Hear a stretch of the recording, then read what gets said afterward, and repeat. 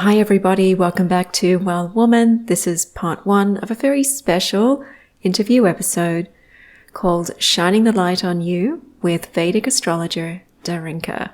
Enjoy. Hi, I'm Sue Lindsay and this is the Well Woman podcast.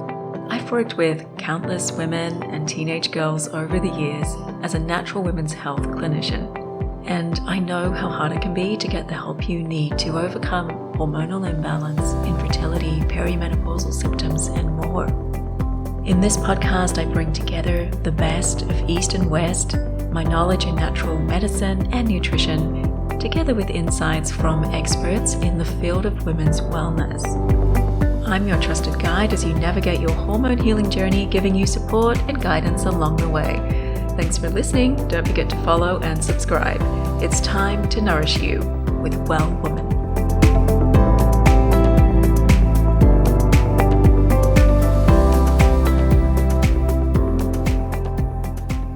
Well, today I am thrilled to have the one and only Darinka in the studio with me, and we're going to be talking all things Vedic astrology.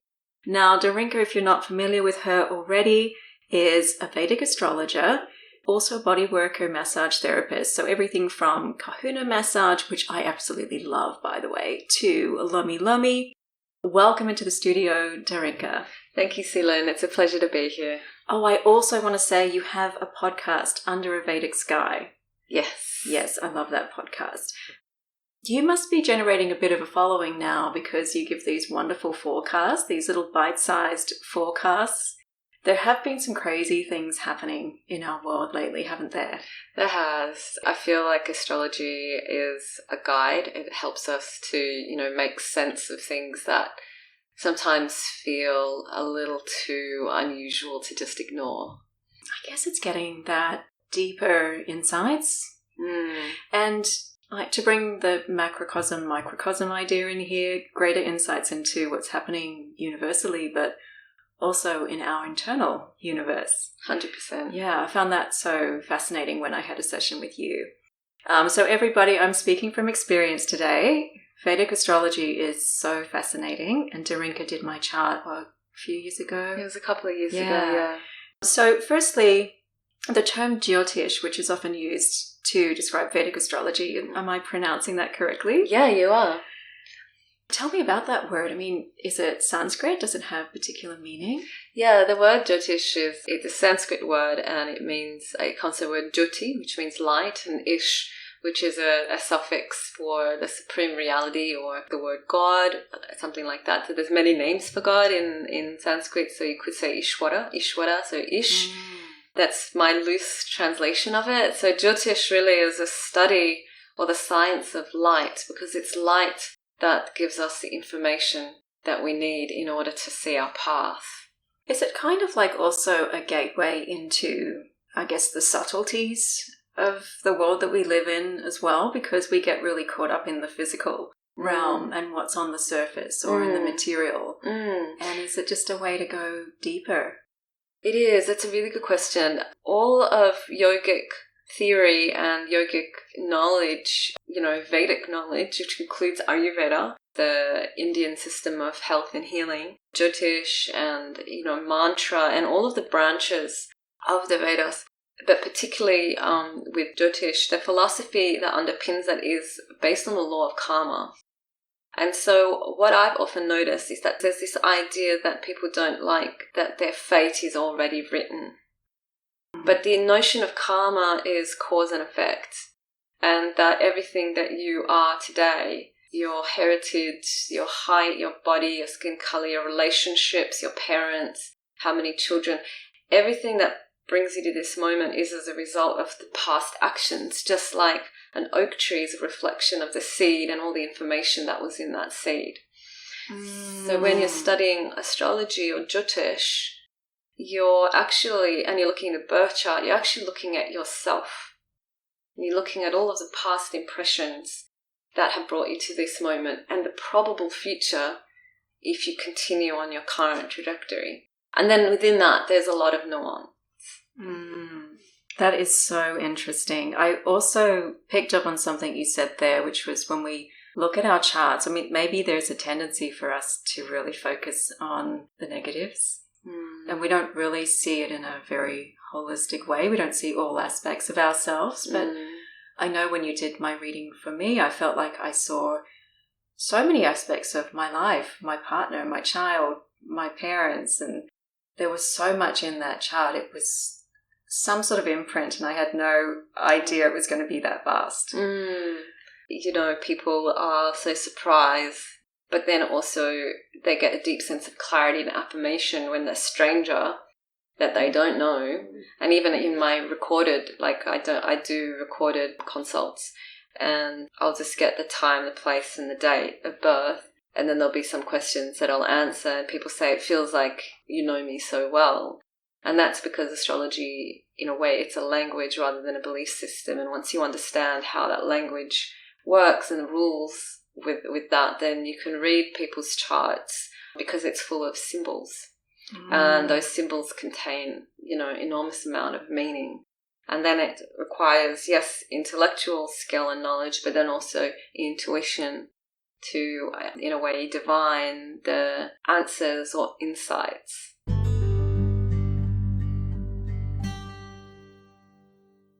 What actually got you into Vedic astrology? What got me into Vedic astrology? That's such a big question.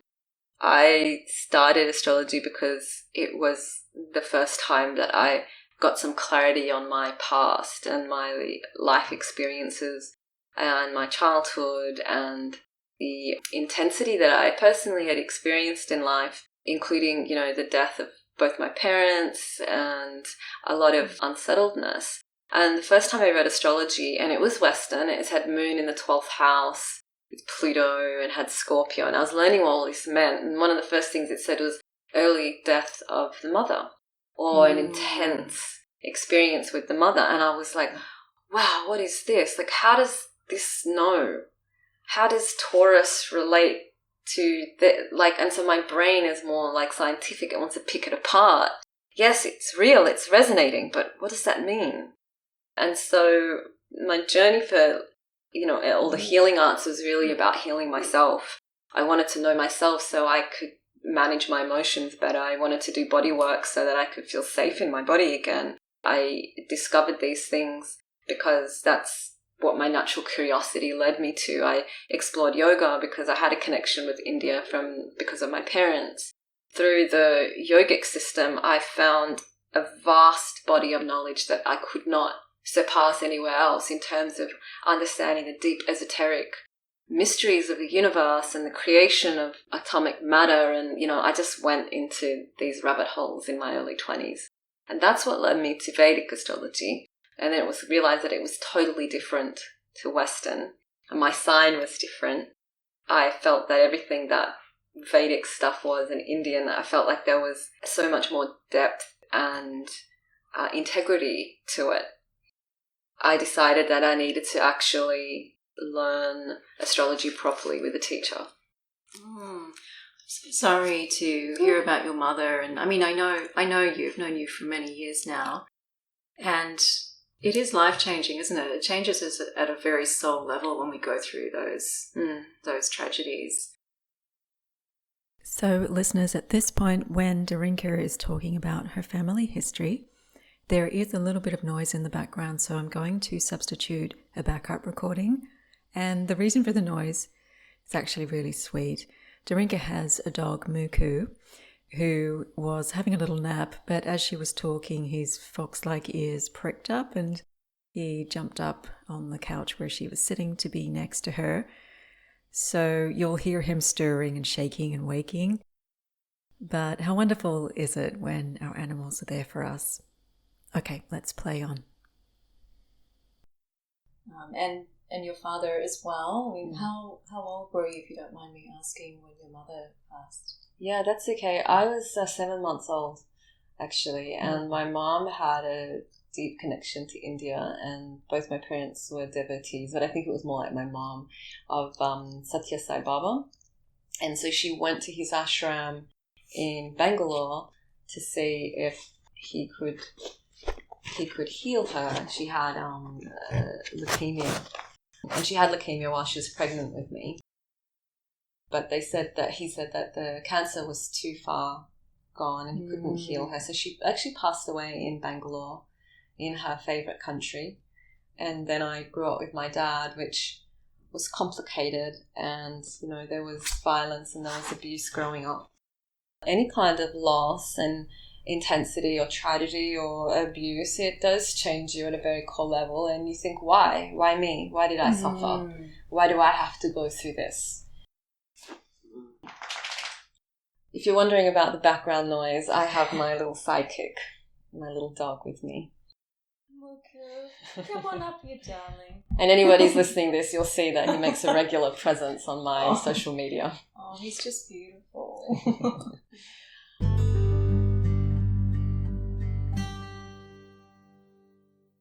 I just have always known that there's more to life than what is on the surface. And I've always, from a young age, felt like I wanted to pull back a veil. And I wanted to know, how did I get here in this body? Why am I thinking and cognizing? And why is it I'm only seeing from behind these eyes? This is my reality, but how can I change that?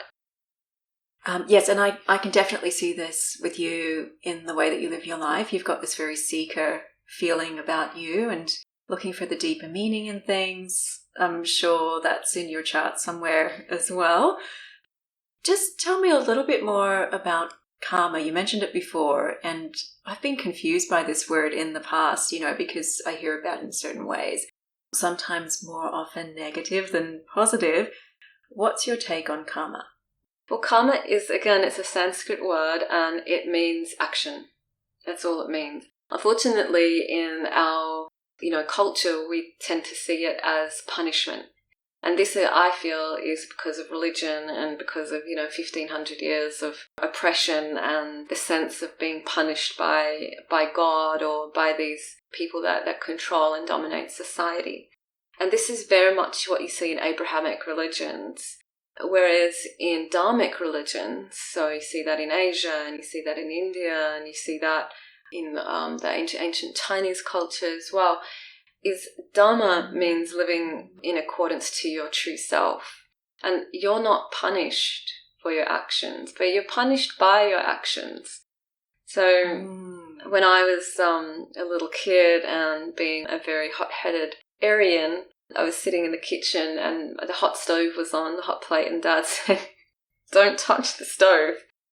So my head was like, well, why not? So I put my hand there and I burnt my hand. And then I found out why I shouldn't touch it. And so I was free. I have my free will to take action, karma, and I'm not free of the consequences of those actions. And that's essentially what karma is. That was my karma to burn my hand.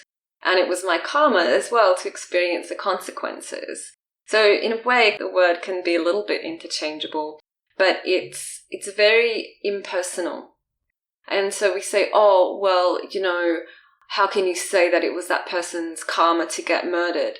Well, when we string out lifetimes and lifetimes, we don't know the roles that we played. If we think about how many tribes have killed each other, how many humans have done atrocious things to each other, that gets recorded, that stays. There's memory in that, and their souls carry that memory. Birthmarks, that also can indicate a place where you may have died or been speared, so it can show up on the body. Karma is an extremely complex and intricate system, but when you pay attention to those laws of life, then you start to see how it operates. The problem is that we attach emotion to these things. Everyone has a mother wound because the mother represents our mind and our moon in astrology. And so our moon is related to how safe we feel. And say we have a mom that is very dominating, we have to take care of her and we resent her for that. Perhaps in a past life she was our child, or perhaps you would have been the mother and you neglected her. So there's a debt that needs to be fulfilled. So often family units incarnate again and again and again, which is why they carry the deepest triggers.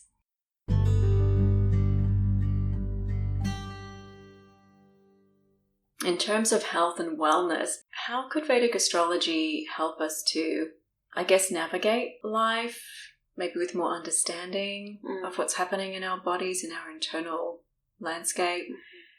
Well, following on from the theory of karma, every past action bears fruit.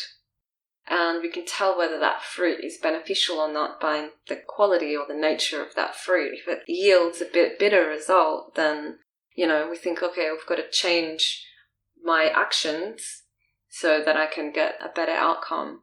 So it's the same thing with health. What your birth chart is going to reflect is the reality, your reality.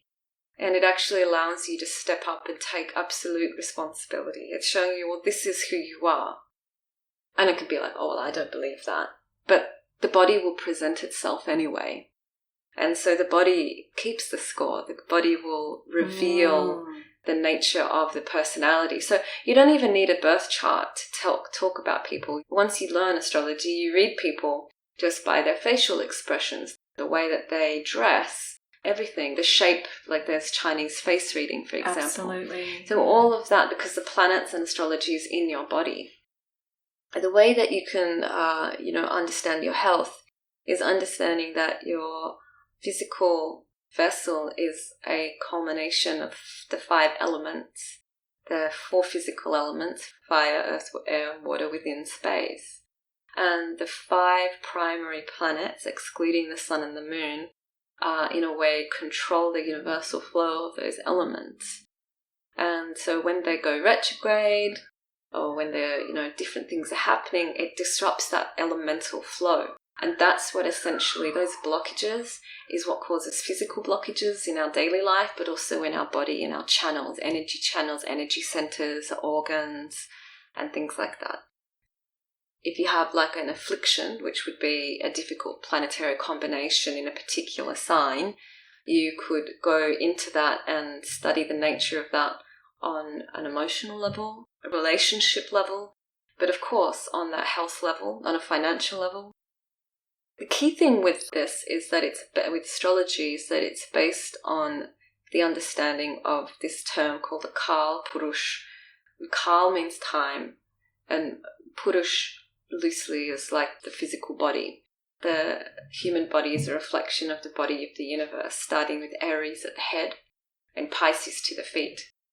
So you'll have Taurus, which will be the face and the neck, Gemini, the arms and the shoulders, Cancer is the heart and the chest area, breasts.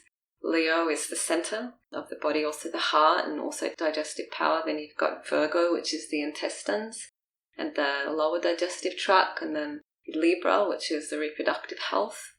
And I know for you, Sulin, you have about 4 planets in Libra, and one of your specialties is women's health and hormones in particular. And so you've probably gained a lot of wisdom from having to manage your own health issues and gain knowledge through that. Scorpio represents the sexual organs and also organs of elimination.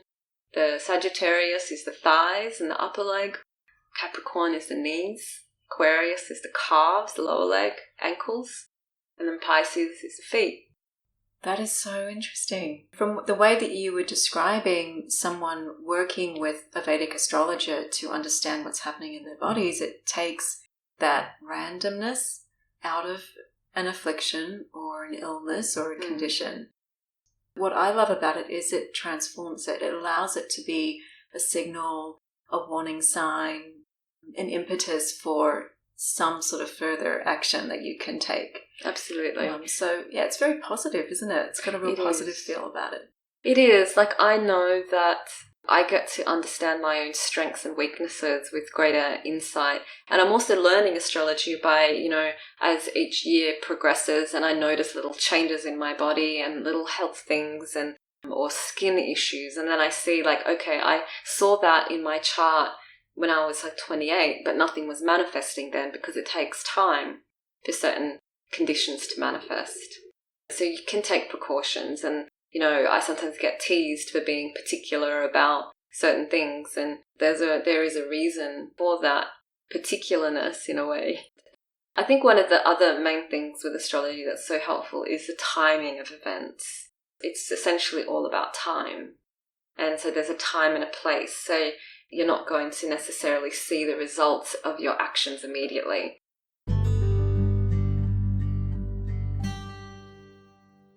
So, Darinka, tell me quickly, because I know that there will be lots of women who will be fascinated by this, resonating with a lot of the things that you've spoken about today. Is there any way they could do courses with you or training or, get to know their own charts better, get to know the terminology? Are you offering anything this year? Well, I have had a few people ask me if I'm going to run my beginner's course again. I did create a 10-week beginner's course last year for people that know little to nothing about astrology or Vedic astrology and what it all means and what the language is. And I will always suggest people go and check out my teacher first, the Camilla Sutton, because I did her 3-year program and then I did advanced courses with her. So people wanting to look to go more in, like, very, very in depth and do like a 3-year, or you can even just do a 1-year program. I do recommend that. So this year I was thinking to run my 10-week course again, and I still have yet to confirm dates. And that's a kind of like a course where people can analyze their own charts. Is that right? Yeah, it's a beginner's course giving you the history, the background of astrology, and also insights into the planets and the houses, the signs, and other unique features of astrology. And it'll allow you to understand what it means. And when you're listening to transits or updates, you'll be able to apply that to your own chart, know what your planets are, and just have a little more background into understanding what astrology is and how it actually impacts you and applies to your life. If I was in that course, I would want to pick your brains. Yes, 100%. Absolutely. It's basically you get, because this year I actually want to extend it and make it a 12-week course, because I just feel like it's, as a minimum, it needs to be 12 weeks. And it's usually around 90 minutes, Zoom sessions. I really like a weekly thing, a weekly check-in, weekly meeting, because it's kind of like a satsang. It's really nice to get together. We talk about key concepts and then apply that to your charts, and then we look at your individual charts. So we might say, okay, today we're talking about the sun planet, and the sun represents this things. This is what it means. So let's look in your chart. Let's see, where is the sun? What's the sign? Etc., etc. There's plenty of time and plenty of space to ask questions. And then we've also got your podcast, haven't we? Your mini readings? Yes. Full readings? Yes. I've got the personalized one-to-one consults and then recorded readings as well. So they're like 20-minute insights. One's a personal one. One is about your karmic axis, Rahu and Ketu, and also relationship karmic analysis. Oh, that would be so interesting. I'll definitely make sure, everybody, that the links for all of these offerings from Darinka are in the show notes, so you'll definitely get those.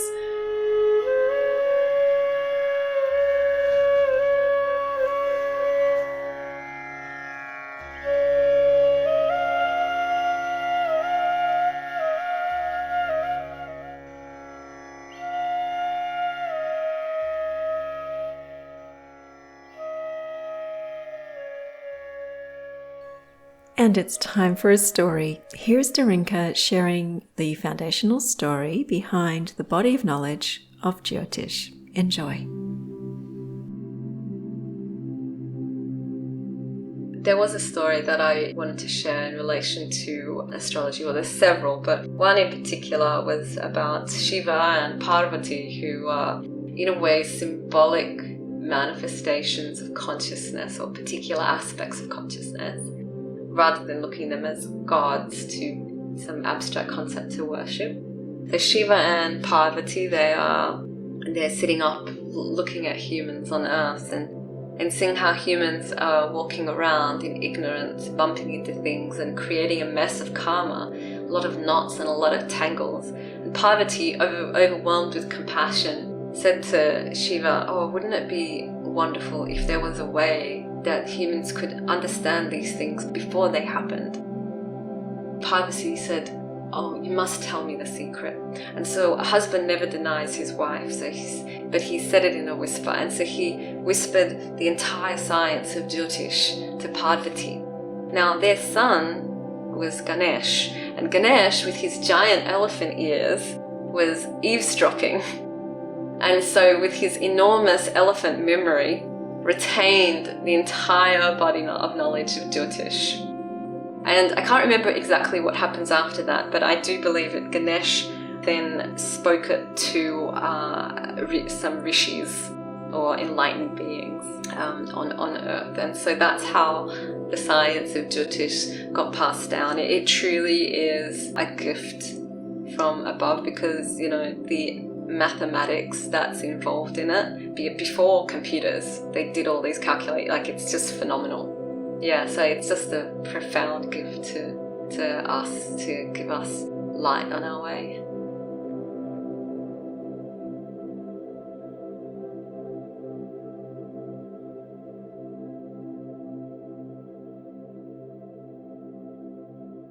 And don't go away. Next week, we're back with part 2, talking with Darinka about Venus remedies, feminine and masculine, and insights into how chronic illness is more likely in the midlife.